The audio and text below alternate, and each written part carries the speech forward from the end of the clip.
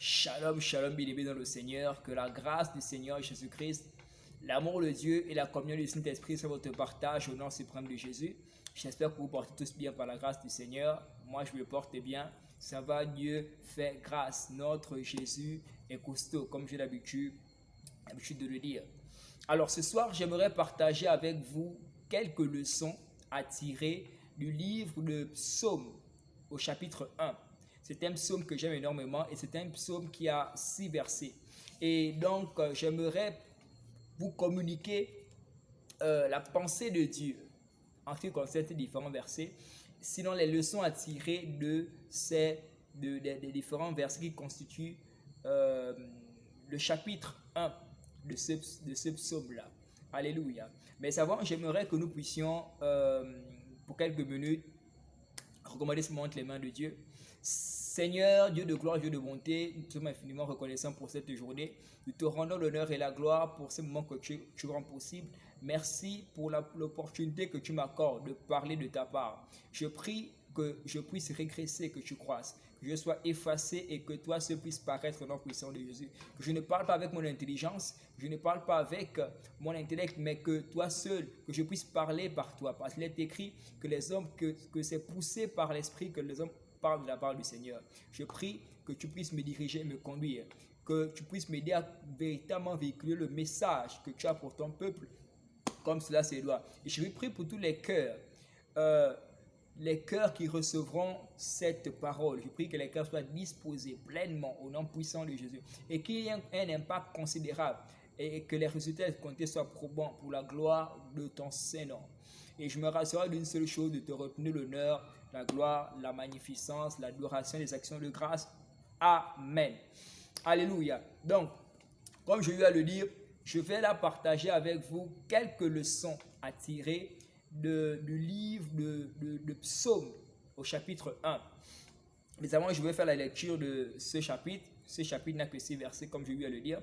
La Bible dit, heureux l'homme qui ne marche pas selon le conseil des méchants, qui ne s'arrête pas sur la voie des pécheurs et qui ne s'assied pas en compagnie des moqueurs, mais qui trouve, au verset 2, mais qui trouve son plaisir dans la loi de l'Éternel, qui la médite jour et nuit. Il est comme un arbre planté près d'un courant d'eau, qui donne son fruit à sa saison, et dont le feuillage ne se flétrit point. Tout ce qu'il fait lui réussit. Il n'en est pas ainsi des méchants. Ils sont comme la paille que le vent dissipe. Le verset 5, c'est pourquoi les méchants ne résistent pas au jour du jugement, ni les pécheurs dans l'assemblée des justes. Car l'Éternel connaît la voie des justes et la voie des pécheurs mène à la ruine ou encore à la perdition. Alléluia. Alors le verset 1 de ce chapitre dit, heureux l'homme qui ne marche pas selon le conseil des méchants.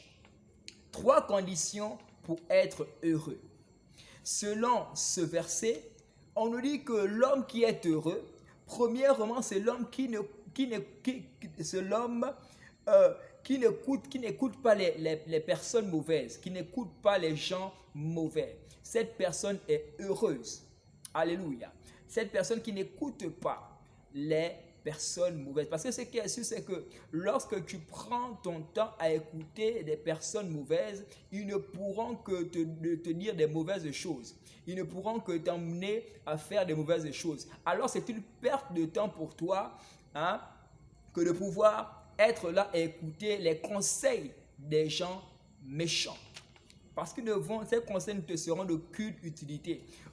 Ces conseils te conduiront dans le chagrin, te conduiront dans les lamentations. Alléluia. La deuxième condition pour être heureux, ne pas imiter ceux qui font le mal. Ne pas imiter ceux qui font le mal. Beaucoup de personnes aujourd'hui, ou sinon peu de personnes aujourd'hui, sont des personnes de bien, sont des personnes qui pratiquent le bien. Il est certes vrai que dans ce monde, le mal ne fait que prendre de l'ampleur. Mais au milieu de tout cela, tu dois te distinguer en recherchant le bien et non pas en imitant les personnes qui font le mal. Et dent pour dent. Parce qu'on t'a fait du mal, toi aussi tu voudrais faire du mal. Parce que tu vois le faire du mal, toi aussi tu aimerais faire le mal. Tu imites les personnes qui font le mal. Si tu es dans cette posture-là, tu ne seras jamais heureux. Si tu veux expérimenter la joie, si tu veux être heureux, n'imite pas ceux qui font le mal. Troisième condition, ne pas s'asseoir en compagnie des moqueurs. Ne pas s'asseoir en compagnie des moqueurs, tu ne seras jamais heureux. Lorsque tu es assis en compagnie de moqueurs, ils ne font que se moquer, ils ne font que lancer des pamphlets, ils ne font que critiquer les personnes je veux dire, ils critiquent tout le monde. Et toi, tu es là assis, tu ne pourras jamais expérimenter, tu ne pourras jamais être heureux. Parce que ces moqueurs-là, ce qui est sûr, c'est que lorsque tu te moques de quelqu'un, tu te mets à être avec des personnes pour te moquer de l'autre, tu ne vas jamais expérimenter la joie. Tout au contraire, tu seras toujours dans le chagrin, tu seras toujours dans la lamentation. Donc, ne t'assieds pas en compagnie des moqueurs. À la limite même, lorsque tu vois qu'il y a quelqu'un autour de toi qui, chaque fois, est en train de se moquer des autres, sépare-toi de cette personne parce que tu ne pourras jamais expérimenter la joie, le bonheur. Alléluia. Alors, au verset 2, il est dit ceci. La Bible dit au verset 2, mais ce qui trouve son plaisir dans la loi de l'Éternel et qui la médite jour et nuit, qui trouve le plaisir dans la loi de l'Éternel, c'est l'homme heureux. Alléluia. Alors, il est impossible de méditer la parole de Dieu sans au préalable l'aimer. Amen. C'est parce qu'on aime la parole qu'on la garde, qu'on la médite. Alors, pour être heureux, on a 2-3 conditions. Et on nous dit que, au contraire, cet homme heureux-là, c'est quelqu'un qui trouve son plaisir dans la loi de l'Éternel. Donc, et qui la médite jour et nuit. Et il est impossible de pouvoir méditer la parole de Dieu sans au préalable l'aimer. C'est parce que tu as l'amour de la parole que tu peux passer du temps. Tu peux, être là, sans même tenir compte même du temps, passer des heures à méditer cette parole-là. Pourquoi? Parce que tu l'aimes. Et c'est parce que tu l'aimes également que tu vas la garder. Donc la mettre en pratique. Alléluia. Voici la leçon à tirer du 2e verset. C'est que il faut d'abord aimer la parole. Et lorsque tu as l'amour pour la parole, à partir du moment où tu prendras plaisir. Pour toi, ce ne sera pas comme, ce ne sera pas un fardeau. Pour toi, ce ne sera pas, tu ne liras même pas ça comme si tu lisais un roman ou je sais pas, un magazine. Ce sera la vie de quelqu'un qui prend son plaisir. Tu prendras plaisir à méditer la parole de Dieu. Au verset 3, on nous dit qu'il est comme un arbre planté près d'un courant d'eau. Ce que j'aimerais faire ressortir là-dedans, c'est que Dieu nous permet d'être au contact de sa parole parce qu'il sait qu'elle nous sera utile à un moment propice. Alléluia. Lorsque Dieu te permet d'être au contact de sa parole, c'est pour un but. La Bible dit qu'il fait toutes choses pour un but précis. Lorsque tu es au contact de la parole, Dieu permet que tu sois au contact de sa parole, c'est pour un but précis. Et c'est pour quel but? Ce but-là, on nous dit ici que au verset 3, on est au verset 3, on nous dit il est comme un arbre planté près d'un courant d'eau qui donne son fruit en sa saison et dont le feuillage ne se flétrit point. Étant donné que nous sommes connectés à ce courant d'eau qui est la parole, étant donné que nous sommes connectés à ce courant d'eau qui est la parole que nous avons médité, par nos racines, nous n'avons pas d'autre choix que de puiser, tirer notre énergie, notre force et notre réussite d'elle. Donc de quoi? De la parole. Donc le but pour lequel Dieu permet que nous soyons en contact de sa parole, c'est pour que nous puissions porter des fruits. Simplement. C'est pour que nous puissions porter du fruit dans notre vie chrétienne et dans chaque autre aspect de notre vie. Alléluia. Dans le fait d'être connecté au courant d'eau qui est la parole, ce qui est sûr, c'est que lorsque tu médites la parole de Dieu, tu es connecté à cette parole-là. Tu es connecté à la source d'eau. Et vous savez, un arbre qui est connecté à une source d'eau, à coup sûr, va toujours et toujours produire, ne va jamais sécher. Son feuillage sera toujours et toujours verdoyant. Alléluia. La raison pour laquelle beaucoup de personnes sont faibles, beaucoup de personnes expérimentent la sécheresse, c'est parce qu'elles ne sont pas connectées à la source d'eau qui est la parole de Dieu. La raison pour laquelle beaucoup de personnes expérimentent l'échec, c'est parce qu'elles ne sont pas connectées à la source d'eau qui est la parole de Dieu. Tu veux expérimenter l'échec, tu veux avoir la force spirituelle, comment je veux dire, la force spirituelle, tu veux réussir dans toute entreprise, décide d'être connecté à la source d'eau qui est la parole de Dieu. Alléluia. Au quatrième verset, on nous dit, au quatrième verset, il n'en est pas ainsi des méchants, ils sont comme la paille que le vent dissipe. Alors, et ce que j'aimerais faire ressortir là-dedans, c'est ceci. Étant donné que le méchant n'est pas au contact de la parole, contrairement au juste, étant donné que le méchant n'est pas au contact de la parole, donc, qu'il n'a pas de fixation, de connexion, de fondation, il est facilement emporté par n'importe quel vent et donc il est inconstant. Ce qui fait en sorte qu'aujourd'hui, la foi de beaucoup de personnes sont défaillantes. C'est parce qu'elles ne sont pas connectées à la source d'eau. Elles n'ont pas la fondation même qui est la parole de Dieu. Et c'est ma plus grande prière à Dieu. Dis Seigneur, s'il te plaît, fais en sorte que ma foi soit basée sur ta parole. Parce que la parole de Dieu est le rocher solide.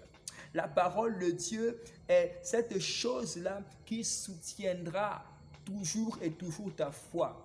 Peu importe les vents, peu importe les tempêtes, peu importe tout ce qui pourra arriver, ta foi restera toujours ferme. Pourquoi? Parce qu'elle a une fondation solide. A contrario, le méchant, lui, il n'est pas au contact de cette parole-là. Il n'a pas de fixation, il n'a pas de fondation. Donc, il est donc, c'est tout à fait normal que lorsque les vents viennent, les tempêtes viennent, qu'il ne puisse pas tenir. Alléluia. Il est inconstant. Il est écrit ici qu'il n'en est pas ainsi des méchants. Ils sont comme la paille que le vent dissipe. Lorsque le vent souffle, la paille s'en va. Alléluia. Il en est ainsi des méchants. Nous sommes des justes et nous avons la connexion. Nous sommes connectés à la parole de Dieu. Alléluia. Je prie que tu ne sois pas un méchant au nom puissant de Dieu, parce que les méchants n'ont pas de fondation. Cinquièmement, encore le cinquième verset, on lit au cinquième verset que c'est pourquoi les méchants ne résistent pas dans l'assemblée des saints. Ne résistent pas au jour du jugement, ni les pécheurs dans l'assemblée des saints. Qu'est-ce que j'aimerais nous faire comprendre ici? C'est que tous deux, méchants et justes, ont un temps.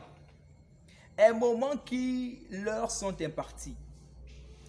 Le moment du méchant est le moment du jugement parce qu'il doit répondre pour sa méchanceté. Alléluia. Par contre, le moment du juste est le moment où il doit porter du fruit. Waouh! C'est-à-dire faire valoir ce qui est au-dedans de lui. Qu'est-ce qui est au-dedans de lui? C'est la parole. Pour déclencher le processus de la réussite. Alléluia. Tous deux, méchants et justes, ont un temps. Un temps qui leur sont impartis.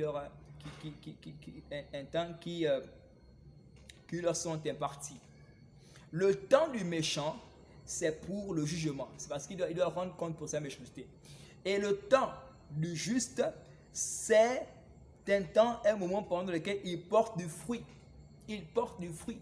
Waouh, en sa saison, en tout temps, il porte du fruit. Il fait valoir ce qui est en lui, la parole de Dieu, la méditation de la parole. Il fait valoir ce qui est en lui et à partir de ce moment, il déclenche le processus de réussite. Si tu veux réussir, bien-aimé, ne sépare pas de la parole de Dieu. Les personnes qui réussissent avec le Seigneur sont des personnes qui ont pour allier la parole de Dieu. Ensuite, ils ne peuvent pas être acceptés étant donné que leur source, c'est la méchanceté. Et la méchanceté ne produit que comme fruit l'échec. C'est tout à fait clair. La méchanceté ne produit que comme fruit l'échec. C'est la raison pour laquelle les méchants ne réussissent pas. Parce qu'ils ont une mauvaise source. Nous avons une bonne source qui est la parole de Dieu. Et le fruit que produit la parole de Dieu, c'est la réussite. Alors, il ne peut pas y avoir de place pour eux lors du rassemblement des justes, étant donné qu'ils ne sont pas porteurs du même fruit. On n'est pas pareil. Ils ne peuvent pas être à l'aise. Ils ne peuvent pas se tenir en présence des justes. Ils ne peuvent pas, le méchant ne peut en aucun cas se tenir en présence du juste. Parce qu'ils ne sont pas pareils. Il sera toujours mal à l'aise. Alléluia. Pour terminer, le 6e verset, on dit qu'au 6e verset, on dit que car Dieu connaît la voie des justes et la voie des pécheurs mène à la ruine et encore à la destruction. Ce que j'aimerais que tu puisses comprendre, c'est ceci. C'est que Dieu se charge personnellement de veiller, de sécuriser sur la vie des justes, des obéissants, c'est-à-dire ceux-là qui sont connectés à lui.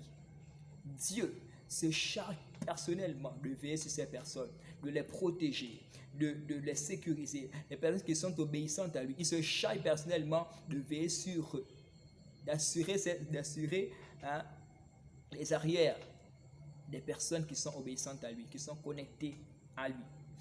Tous les choix que nous opérons nous conduisent sur une voie, ce que nous devons savoir. Et malheureusement, celle de la méchanceté mène à la perdition, à la condamnation éternelle. Et c'est tout à fait clair. Tous les choix que nous opérons, pour tous les choix que nous opérons, il y a forcément une voie que nous suivons. Alléluia. À tes choix, sache que le choix que tu opères, à ce choix-là correspond la voie que tu dois suivre. Si tu fais des bons choix, tu suivras une bonne voie. Si tu fais des mauvais choix, tu suivras une mauvaise voie. Alléluia. Donc voici un peu ce que je voulais partager avec vous. J'espère que vous avez été édifiés, encouragés, bénis par cela. Que Dieu vous bénisse et à très bientôt pour une nouvelle vidéo et une nouvelle leçon par la grâce du Seigneur, si Jésus n'est pas encore revenu entre temps.